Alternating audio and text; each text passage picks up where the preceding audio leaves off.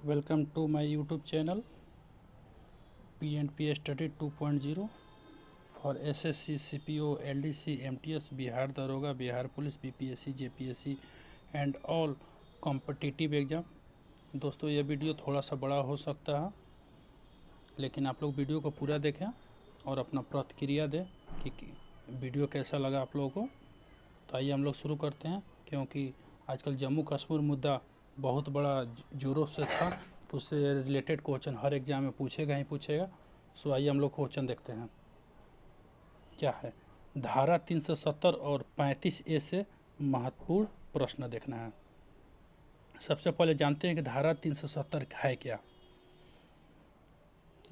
भारतीय संविधान की आर्टिकल 370 के तहत जम्मू कश्मीर राज्य को भारत में अन्य राज्यों के मुकाबले विशेष अधिकार दिया गया था, जिससे संविधान के भाग 21 को इसके तहत दर्जा दिया गया था। धारा 370 को भारतीय संविधान में पूर्व प्रधानमंत्री जवाहरलाल नेहरू और जम्मू कश्मीर के महाराजा हरि सिंह के मध्य हुए समझौतों के बाद जोड़ा गया था। धारा 370 को 26 जनवरी 1957 को लागू किया गया था। यहाँ इंपॉर्टेंट क्वेश्चन पूछ सकता है कि धारा 370 को भारतीय संविधान में कब लागू किया गया। तो कब लागू किया गया था, तो 26 जनवरी 1957 को। धारा 370 के मुताबिक भारतीय संविधान जम्मू कश्मीर के मामले में सिर्फ 3 क्षेत्र, रक्षा क्षेत्र, विदेश मामले और संचार के लिए कानून बना सकते थे। इसके अलावा किसी कानून को लागू करने के लिए राज्य सरकार को मंजूरी नहीं था। आखिर आर्टिकल 370 तो उसमें क्या क्या प्रावधान थे। तो जम्मू कश्मीर के नागरिकों के पास दोहरी नागरिकता थी, एगो जम्मू कश्मीर का और दूसरा भारत का होता था। जम्मू कश्मीर का राष्ट्रीय ध्वज अलग होता था। तीसरा, जम्मू कश्मीर की विधानसभा का कार्यकाल 6 वर्षों का होता था, जबकि भारतीय अन्य राज्यों की विधानसभा का कार्यकाल 5 वर्ष का होता था। नेक्स्ट, जम्मू कश्मीर के अंदर भारत के राष्ट्र ध्वज या राष्ट्रीय प्रतीकों का अपमान अपराध नहीं होता था।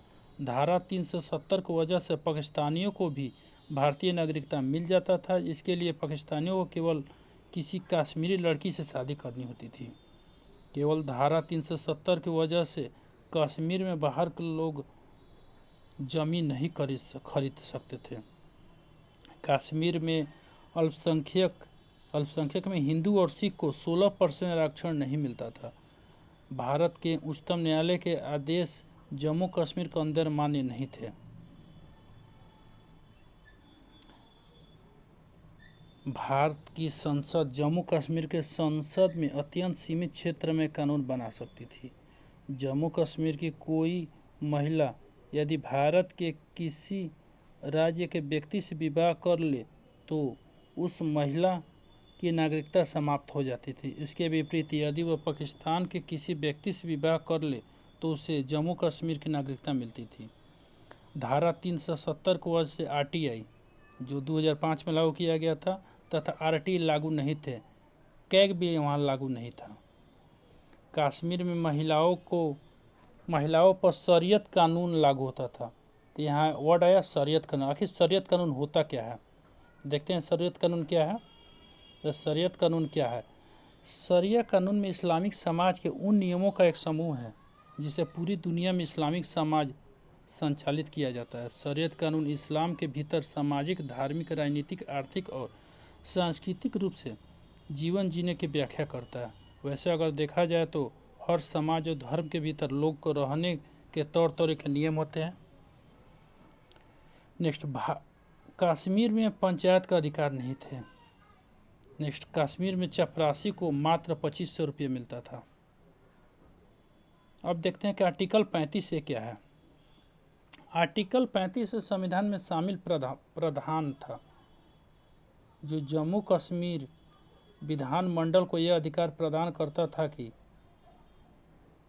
यह तय करे कि जम्मू और कश्मीर के अस्थायी निवासी कौन है और किससे सार्वजनिक क्षेत्र की नौकरियों में विशेष आरक्षण दिया जाएगा, किससे संपत्ति खरीदने का अधिकार होगा, किससे जम्मू कश्मीर विधानसभा में चुनाव वोट डालने का अधिकार होगा। छात्रवृत्ति तथा अन्य सार्वजनिक सहायता और किसी सामाजिक कल्याण कार्यक्रमों का लाभ मिलेगा। आर्टिकल 35A को तत्कालीन राष्ट्रपति डॉक्टर राजेंद्र प्रसाद द्वारा एक आदेश पारित करके 14 मई 1954 को भारत के संविधान में जोड़ा गया। तो इसमें इम्पोर्टेंट क्वेश्चन ये बन सकता है कि 35A को भारतीय संविधान में कब जोड़ा गया? तो तत्कालीन राष्ट्रपति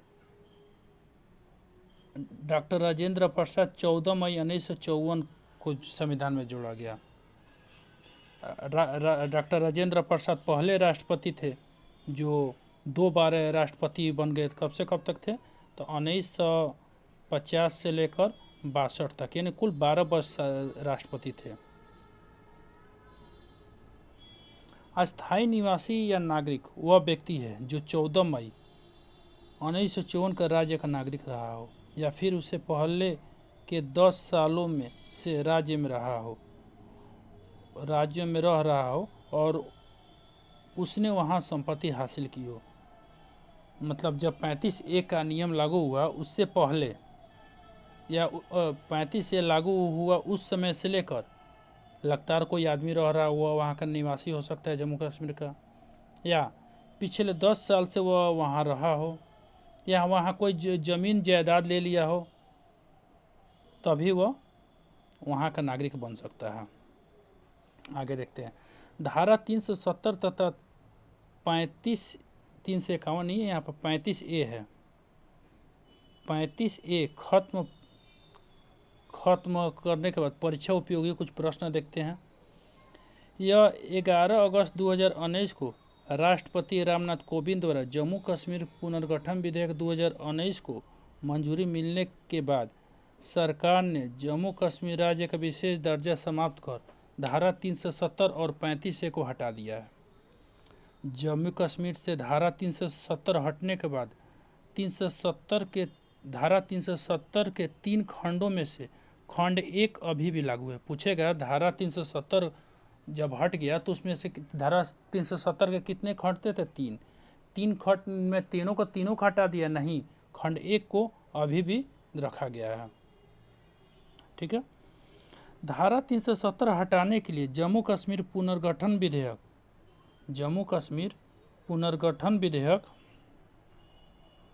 2019 को सर्वप्रथम गृह मंत्री अमित शाह ने 5 अगस्त 2019 को राज्यसभा में, सबसे पहले राज्यसभा में पेश किया जाता है। तो कब किया गया था? 5 अगस्त को राज्यसभा में और 6 अगस्त को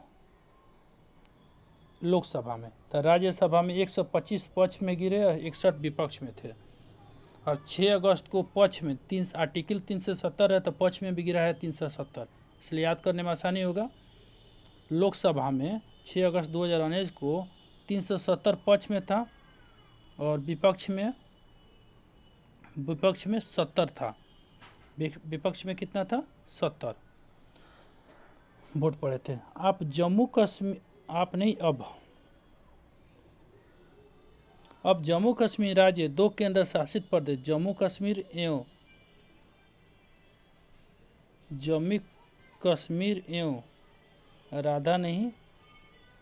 लद्दाख के रूप में 31 अक्टूबर 2019 को अस्तित्व में आ गया। ठीक है।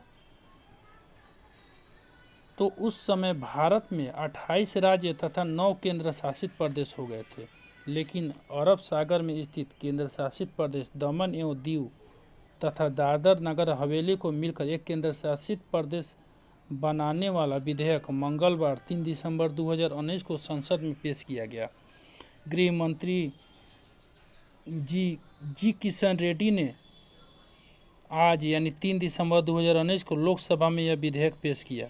नए केंद्र शासित प्रदेश का नाम दादर नगर हवेली तथा दमन दीव होगा।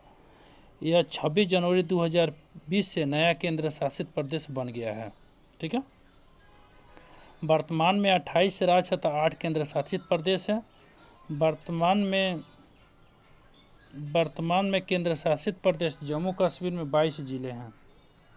केंद्र शासित प्रदेश लद्दाख में 2 जिले हैं, लेह और कारगिल।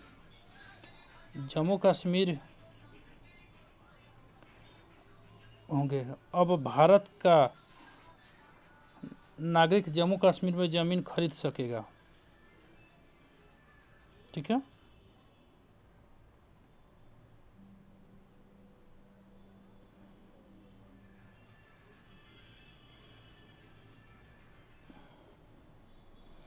अब केंद्र शासित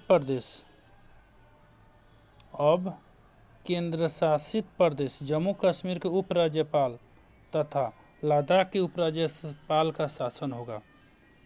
लद्दाख के नए उपराज्यपाल राधाकृष्ण माथुर 1977 बैच के भारतीय प्रशासनिक IAS के त्रिपुरा कैडर के सेवानिवृत्त अधिकारी है। राधाकृष्ण माथुर नवंबर 2018 में भारत के मुख्य सूचना आयुक्त CIC के रूप में सेवानिवृत्त हुए। तो मतलब उससे पूछेगा कि जो लद्दाख के नए उपराज्यपाल हैं राधाकृष्ण माथुर, इससे पहले वो किस पोस्ट पे थे? तो उससे पहले 2018 में भारत के मुख्य सूचना आयुक्त CIC पद से सेवानिवृत्त हुए थे। जम्मू कश्मीर राज्य के उपराज्यपाल थे GC मुर्मू, यानी गिरीश चंद्र मुर्मू, गुजरात कैडर 1985 बैच के IAS अधिकारी हैं। धारा 370 हटने के समय जम्मू कश्मीर के राज्यपाल सत्य मालिक थे। अब जम्मू कश्मीर में 356 तथा 360 RTI भी लागू होगा। दोस्तों, यह मेरा बनाया हुआ वीडियो आपको कैसा लगा? आप लोग को अच्छा लगा हो तो अपना प्रतिक्रिया जरूर दें और लाइक शेयर एंड सब्सक्राइब जरूर करें, ताकि हम अपना आगे वीडियो बनाने में मदद मिल सके। दोस्तों, इसका PDF हमारे डिस्क्रिप्शन बॉक्स में आपको मिल जाएगा, वहां से आप जाकर डाउनलोड कर सकते हैं। मिलते हैं अगले वीडियो में, तब तक के लिए जय हिंद।